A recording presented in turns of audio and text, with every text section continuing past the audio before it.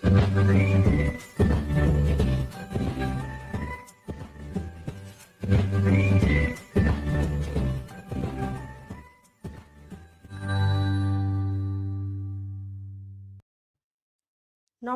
বন্ধুরা, লিপিস কিচেনে সবাইকে স্বাগত।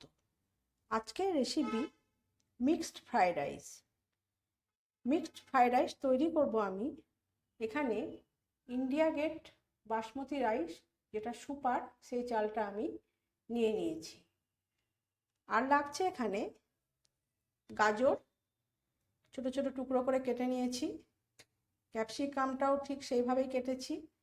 বিনসটাও কেটেছি একটু লম্বাটে লম্বাটে করে। এখানে রেখেছি কয়েকটা চিংড়ি মাছ, একটুখানি চিকেন কিমা নয়, চিকেনের আমি এরকম একটু পিস করে নিয়েছি এইভাবে। লাগছে পেঁয়াজ কুচোনো, এখানে একটু আছে রসুন বাটা, আদা বাটা, কাঁচা লঙ্কা বাটা, গোলমরিচ গুঁড়ো, স্বাদ অনুযায়ী নুন, সয়া সস। আমি এখানে চিংড়ি মাছ আর এই চিকেন যেটা পিসটা রেখেছি সেটা আমি একটুখানি দুটোর মধ্যে নুন,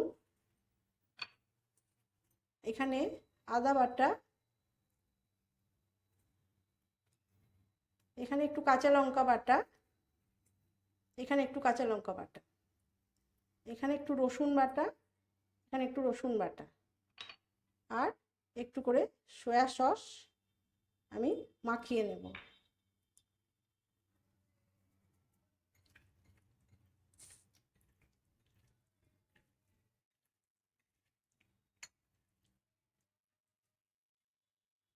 এটা আমি মেখে নিয়ে আধ ঘন্টা মতন ম্যারিনেট করে রাখবো।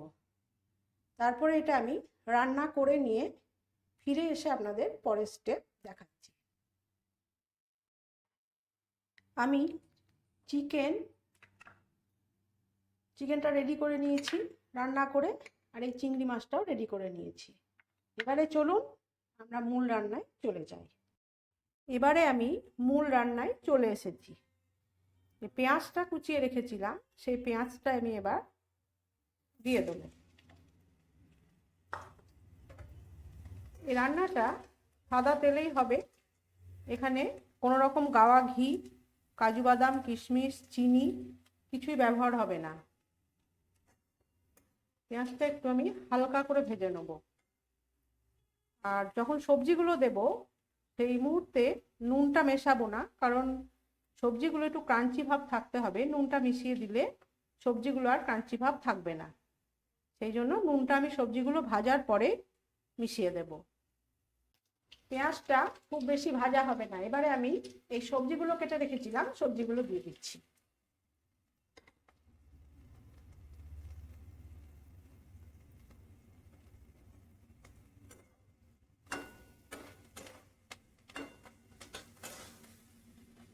সবজিগুলো হালকা করে ভাজা হবে, খুব বেশি সেদ্ধ হবে না, একটু ক্রাঞ্চি ভাব থাকবে, তাহলে খেতে ভালো লাগবে। আমি একটুখানি ভেজে নিয়ে ফিরে আসছি।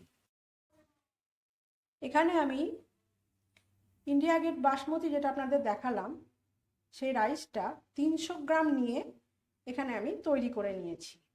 দেখুন একদম ঝরঝরে করে তৈরি করে নিয়েছি।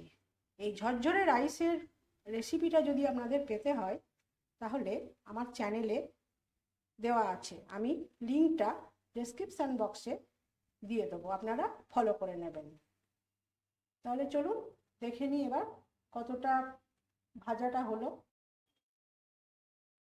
সবজিগুলো ভাজা হয়ে গেছে, কালারটা চেঞ্জ হয়ে গেছে সবজির। এবারে এর মধ্যে পরিমাণ মতন নুন দিয়ে দেবো।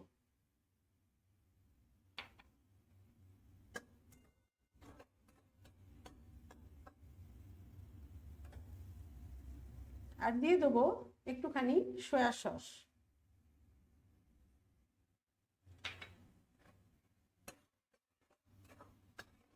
সয়া সসটা রাইসের মধ্যে দিচ্ছি না, তার কারণ রাইসটা কালো কালো লাগবে, এটার মধ্যে আপনারা দিয়ে দেবেন। দিয়ে দেবো কিছু গোলমরিচ গুঁড়ো।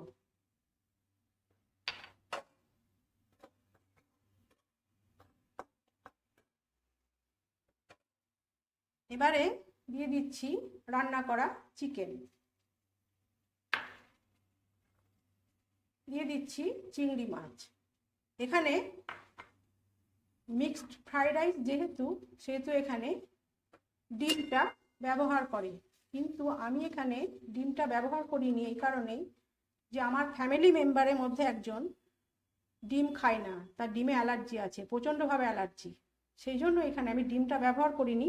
আপনারা অতি অবশ্যই ডিমটা একটু ঝুড়ো ঝুড়ো করে তৈরি করে নিয়ে ডিমটা ব্যবহার করবেন, ভীষণই সুন্দর লাগে খেতে।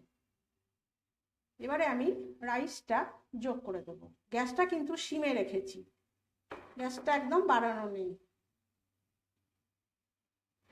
আমি হাত দিয়ে দিচ্ছি, হাতটা আমার পরিষ্কারই আছে।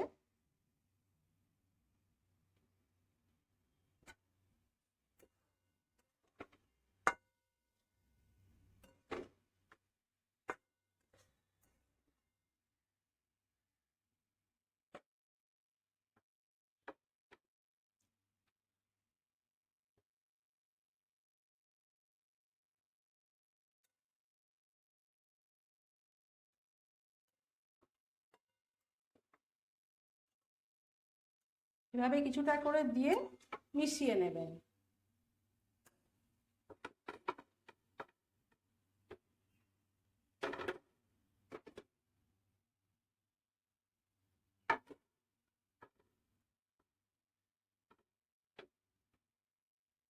রাইসটা একদম, অন্য রাইস 80% সেদ্ধ করতে হয়, এই রাইসটা কিন্তু একদম 70% সেদ্ধ করবেন, এর থেকে বেশি সেদ্ধ করলে গলে যাবে।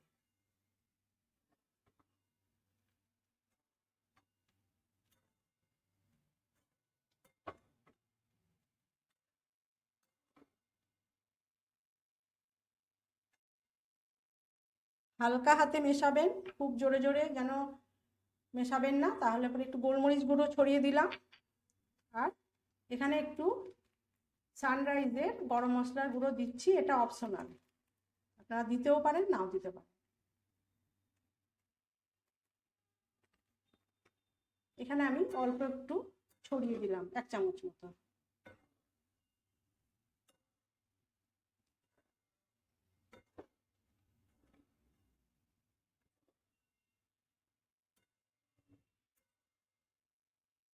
রাইসটা একদম রেডি।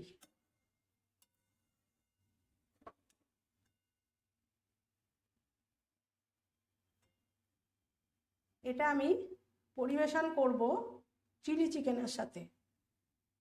এটা চিলি চিকেন, পনিরের কোনো ডিশ, আলুর দম, মাটন, যেটা দিয়েই খাবেন সেটা দিয়েই ভালো যাবে। এবারে আমি গ্যাসটা বন্ধ করে দিচ্ছি।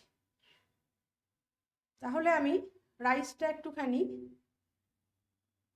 একটা ডিশের মধ্যে নিয়ে আমি ফিরে এসে আপনাদের দেখাচ্ছি। রাইসটা পুরোপুরি তৈরি হয়ে গেছে, স্টেপ বাই স্টেপ আপনাদের দেখিয়ে দিলাম যে কীভাবে করতে হয়। আমি ফিরে এসে আপনাদের দেখাচ্ছি। Mixed fried rice ready. যদি রেসিপিটা ভালো লেগে থাকে তাহলে বাড়িতে অতি অবশ্যই ট্রাই করুন। আমি যেভাবে স্টেপ বাই স্টেপ দেখালাম ঠিক সেইভাবেই তৈরি করুন। যে যে মশলা ইউজ করেছি সেগুলো ইউজ করুন। আমি এখানে বলেছিলাম যে গরম মশলাটা অপশনাল, কিন্তু না, গরম মশলাটা আপনারা দেবেন, গরম মশলার গুঁড়োটা, এটা দিলে ফ্লেভারটা আরও সুন্দর হবে। আমি 300 গ্রাম চালের করেছি, আপনারা যদি বেশি চালের করেন তাহলে সব কিছুই বাড়িয়ে নেবেন। তাহলে বাড়িতে তৈরি করে একবার খেয়ে দেখুন রেস্টুরেন্টের স্বাদ পেতে। রেস্টুরেন্টে গেলে তো সেই আপনাদের চাইনিজ ডিশে আজিনামোটো ব্যবহার করে, বাড়ির বাচ্চাটিকে আজিনামোটো না খাইয়ে বাড়িতে নিজেরাই তৈরি করুন। আমাকে কমেন্ট করে জানাবেন কীরকম লাগলো রেসিপিটা। চ্যানেলটিকে লাইক করুন, শেয়ার করুন, সাবস্ক্রাইব করে পাশে থাকা বেল আইকনটি প্রেস করে রাখুন। তাহলে আমি যখনই নতুন কোনো ভিডিও আপলোড করব তার নোটিফিকেশান আপনাদের কাছে খুব সহজেই পৌঁছে যাবে। আজ তাহলে আসি, দেখা হচ্ছে নতুন কোনো পর্বে। সবাই ভালো থাকবেন, সুস্থ থাকবেন, নমস্কার।